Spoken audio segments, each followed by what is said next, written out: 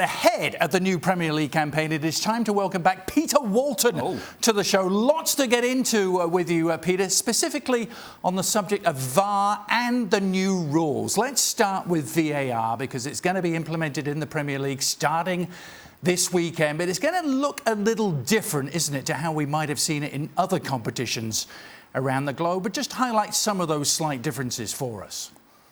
Yeah, obviously, you know, it's a very anticipated start day this Friday evening. I think it starts with the Premier League, and VAR is finally here. Yes, there will be some slight differences. Again, don't forget that the protocol is universal, it's global, but the interpretation of that protocol can be slightly different. And the examples I can give you are that don't expect to see the referee running over to the referee review area, the pitch side camera, to review his decisions. And the Premier League have said that their referee will take the decision from the VAR in terms of his direction and adjudicate on that. So we won't be seeing referees trotting over to the sidelines to have a look for themselves. They'll take what's been said in the stands as gospel. Well, let's get into that a little bit, because that's actually quite a big difference to what we've seen. I'll give MLS here in the US as an example, where the ref does go over to a monitor to have a look when he's been asked to do so. It's still supposed to be the match official's final decision, is it not? Now, is he going to be told? Absolutely right. Is he just going to be told what that decision is going to be? No, he's going to be said that the opinion of the VAR is what it is. And the referee will make his decision based on the VAR's opinion, and he'll adjudicate such. The Premier League have said that the VARs and the referee will be on the same wavelength, so they'll be looking at the game very similar.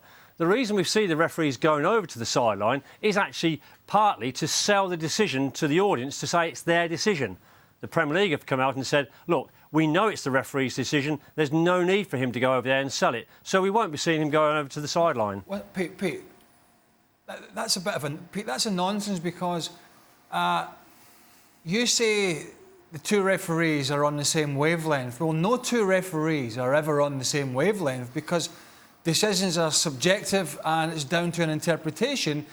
So what we have here is effectively we have two different officials, one at the game and one in Stockley Park, or at one probably Stockley Park, working from IMG offices, because unless that official at the ground can go and look at the monitor, then he can't make that final decision. It's out his hands. No, that's a fair point, Craig, and I agree with your point. What the Premier League have said, though, is that their tolerance level is going to be set so high in terms of the clear and obvious that it's so clear and obvious that the referee does not need to go over to that monitor. Whereas in other leagues and other competition, we've seen that clear and obvious barrier reasonably low, and therefore the referee's gone over to have a look himself.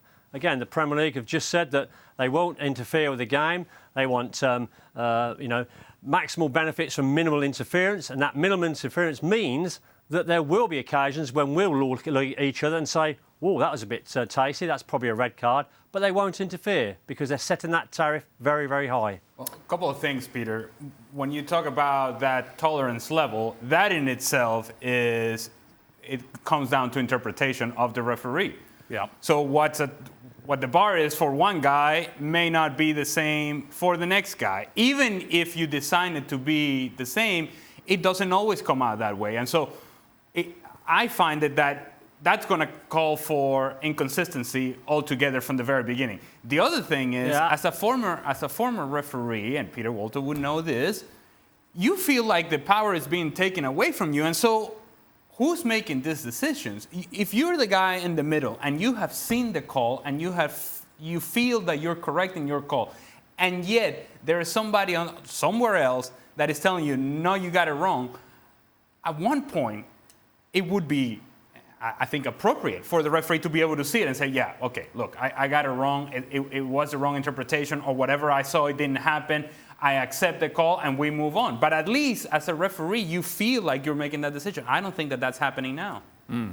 Peter? Again, the protocol dictates that there should be a referees review area at every ground, and there will be in the Premier League. So if the referee does want to have a look, he can.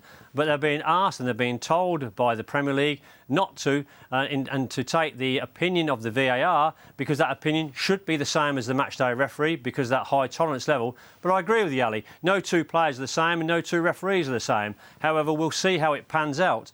One of the things that the Premier League have said was they didn't want the pace and the quickness and the intensity of the game to be disrupted by a referee going over to the VAR just to say, yes, I agree with the guy upstairs.